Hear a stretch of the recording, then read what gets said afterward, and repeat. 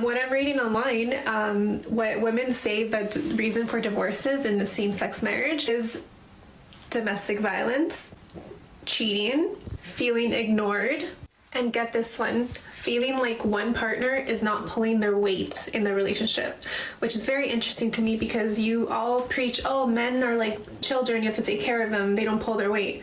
But these are two women. So please tell me how you're going to pin this one on men.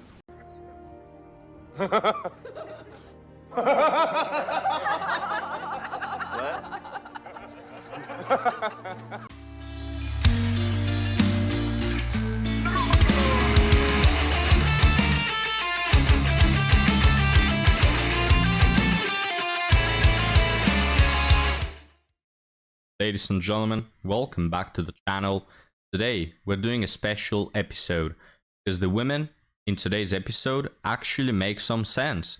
I know it's crazy to think about, but it's true. I'm not making this up. And for our Reddit story, we have a woman that expects men to be traditional, but she is not traditional. Can you believe it, guys? No, it's true, it's true. I'm not lying. Here it is, guys. It's true. This is absolutely true. All right? Oh, he done. But a woman will never do this. It's true, guys. It's true. So now, let's get started with the women we have today. And we're going to comment, we're going to discuss with them the things they're going to talk about. So let's get started. And this video, by the way, was brought by Modern Woman Archives, one of my favorite Red Pill channels on the YouTube. I leave the links to these videos on each of my descriptions, so you can check them out. Something that I've seen for a while now is how high the lesbian divorce rate is. I think it's something like 75% divorce rate. But why I'm laughing is because how are you guys going to pin this one on men? How are you going to blame men for this? Because it's two women. From what I'm reading online, what women say that the reason for divorces in the same-sex marriage is domestic violence, cheating, feeling ignored, and get this one, feeling like one partner is not pulling their weight in the relationship, which... Wow, crazy to think about, eh? Now, women like to brag about how they do the mental labor in the relationship, how they're sophisticated and emotionally intelligent, yet for all the intelligence they possess, guys, for all the wisdom they have, for all the, emotional intelligence, they cannot make it work. You know, these lesbians, like, you will think that, oh, it's two women, right? That there's no misogynistic pigs involved in that relationship. It will be butterflies and rainbows. But it just turns out they break up more often than hetero pairs and gay pairs. it's so funny. Because women are specialists at doing the mental labor. So when you have two women in a relationship, all of the mental labor is done. But nobody actually can switch screw off a light bulb, or take a rat out of the home, or deal with a cockroach, or all of the other things that men do. But yeah, you get the point. Which is very interesting to me because you all preach, oh, men are like children, you have to take care of them, they don't pull their weight. But these are two women. So please tell me how you're going to pin this one on men. Patriarchy. Did I get it right, guys? I mean, when you think about it, it all boils down to patriarchy. Patriarchy is the reason for all the unhappiness in the world, for all the suffering. Everything bad has to do with patriarchy. Even a tornado, devastating a city. When you wind back the the steps, it always leads to patriarchy. So I think that patriarchy is having its devastating effects on women, even to this day, even in lesbian couples. We have to sadly admit. If you are a young woman who thinks that you deserve a high-value man, no, you don't. The truth is that unless you struggle less with a man on his way to the top, you are replaceable. No, what you should be doing is finding a good man who has integrity. Now, this thing she mentions, I've actually never made this point, but it is very true that, well, I've made the point that these women don't deserve a good man. All these women, I deserve. No, you don't deserve anything other than what you got, because that's what you've been working towards. But it's true that in order to not be replaceable, you have to provide something other than your looks. because looks are absolutely replaceable. Okay, the most attractive woman on planet Earth is probably the only one who is not replaceable in terms of looks. But all the women beneath that first spot, they're all replaceable, guys. A woman that has some personality, that is charismatic, that is loyal, that is supportive, now that is not replaceable. That is hard to find. That is a diamond. But a woman who is just attractive and has nothing else to offer, they are replaceable. And this is how we end with so many women in the thousands, in the millions. Women who have spent all their early years having S3X, messing around, capitalizing on their looks. And then when they get to 30, because they are younger, more attractive women, suddenly they hit the wall. You do not deserve a life of luxury unless you struggle bus with him to get there. Your game plan should be to attract the kind of man who will become the HVM that you want, because you help him get there. And you do that firstly by being the kind of bait for that catch. Find a good man and be good to him and grow together. Now, this is a dating coach I will listen to, but of course, women don't. Why? Because we don't get all the word salads of you deserve, you're a queen, or everybody else is a peasant, God has in store the universe, the Prince Charming is behind the corner, right?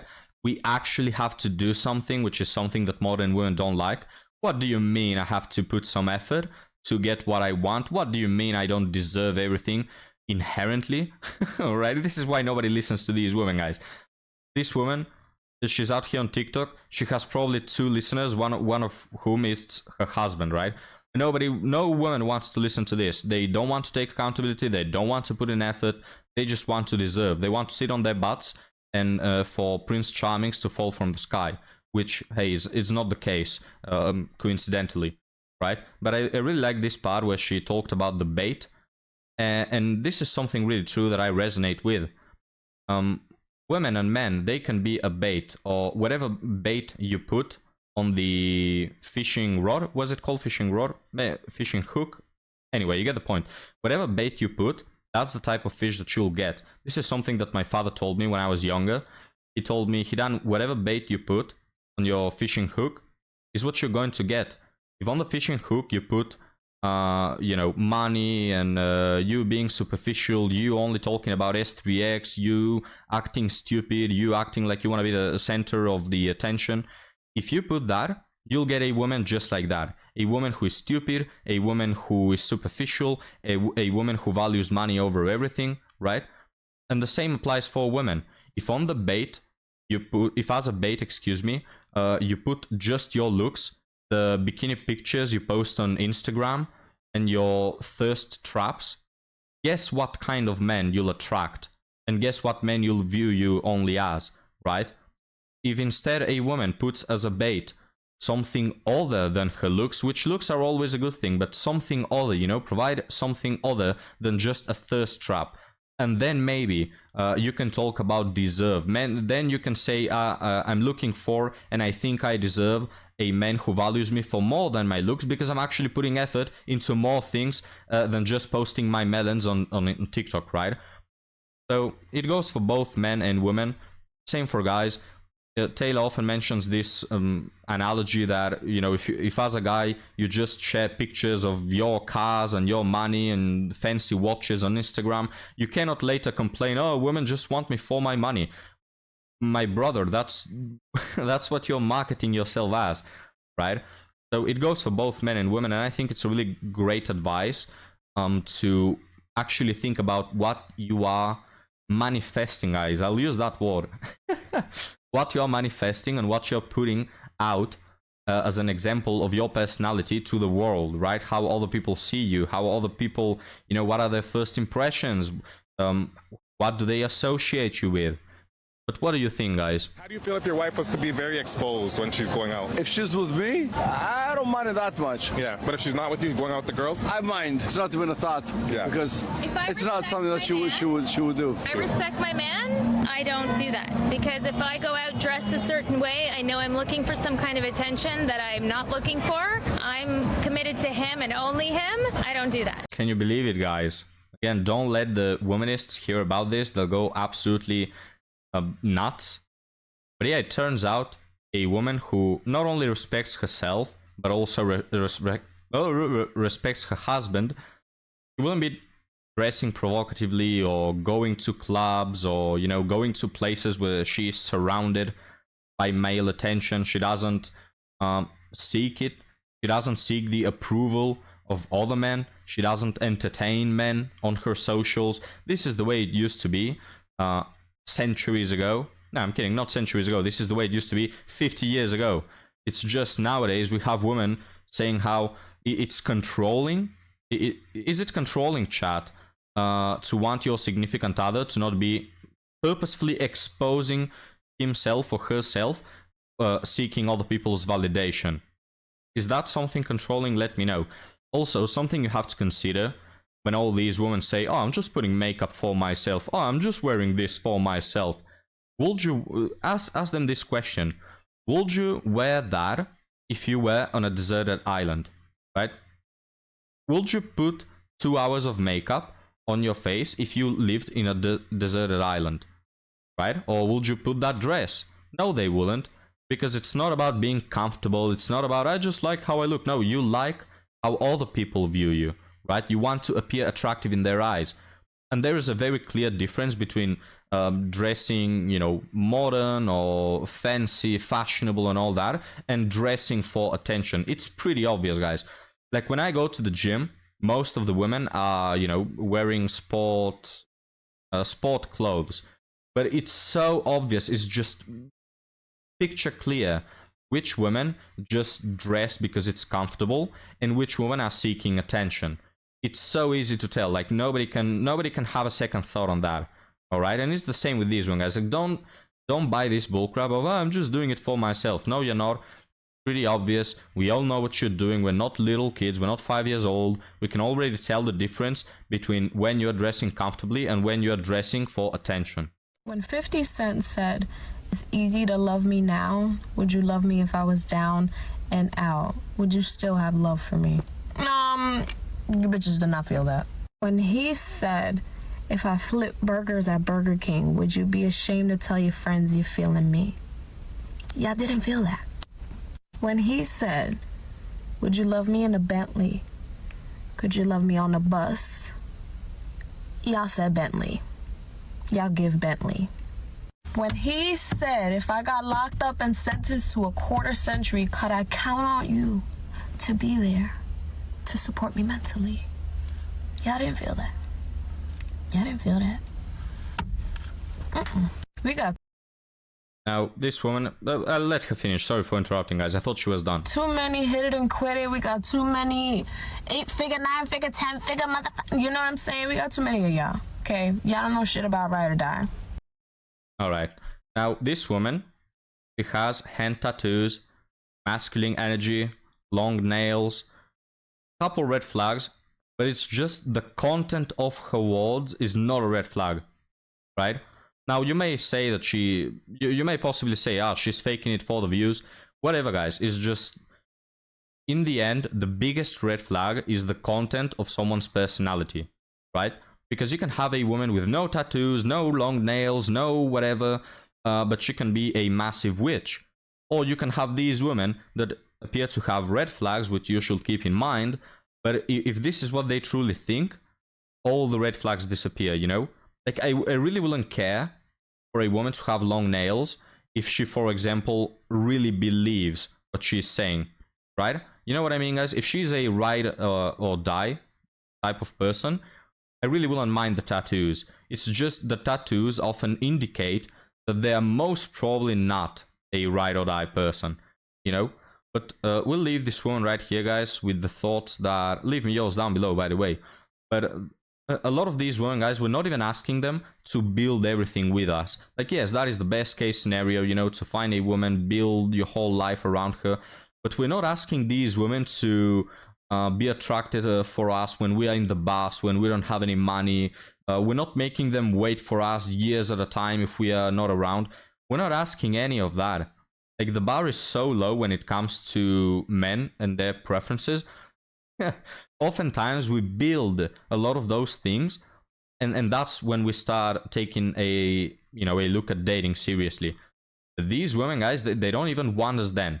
If you're not top 20%, they just don't care. What these modern women expect is for them to wait you at the finish line when you are already jacked, already have your finance together, you're already wizened up and already did this and that and the other thing. Then they wait you at the finish line after you've been working for years at a time with sweat and blood, and then they wait you and they say, here I am, I've been with 46 dudes until now, I have 2 STDs and a son from another man, but here I am, the prize is awaiting for you. Yeah, sure, man. It absolutely worth it, guys, But now, let's switch to the article. And it is a guy sharing his experience. Dating breakup because she can't handle being called out on her bad behavior. As we all know, you shouldn't call out women on their bad behavior. I mean, look at me. I'm doing it on a daily basis. I call out women on their bad behavior. And look at me, I'm just a misogynistic pig, right? I'm just an incel, guys. My life is really sad, my existence is pathetic because I dare to criticize women for their bad behavior. Something that you should never do. All women are queens, and they don't deserve this. But anyway, let's continue. This is kind of a vent and just a question of what the hell was this, as we were both relatively inexperienced in dating. You can see that as the story continues. This guy is really inexperienced, and he's probably around the age of, 16, 17, something like that. I started dating this girl since last March. We met at a party, sang some karaoke together, exchanged contacts. Everything seemed great. We would have dinner dates, karaoke, chats in the park while cuddling or holding hands, etc. I even saw her off to the airport and helped her with her luggage. We seemed to always have great conversation and have a lot in common. While dating her, there were issues, however. We had about 5 to 6 dates during these 6 weeks because she went on a 3-week solo trip had pre-planned before this. Guys, solo trips for women, especially around this age of 20, should be something that is absolutely concerning. Now, you may say, Hidan, doesn't that make me insecure? No, it just makes you recognize patterns. And what patterns will tell you is that most people who go on these trips alone, and these university trips, what were they called? The trip you do while at college or something like this, you go to another country for an exchange or something like this. Yeah, like 98% of people hook up, right? Use that to hook up. So you should be absolutely concerned. She'd want me to pay for almost everything, never offered to pay anything without my provocation. She wanted to go slow, no kissing, no intimacy at all, never even went to each other's rooms. So this is a really traditional woman, guys. I will arrange all the dates. Third date, I asked her to invite me somewhere.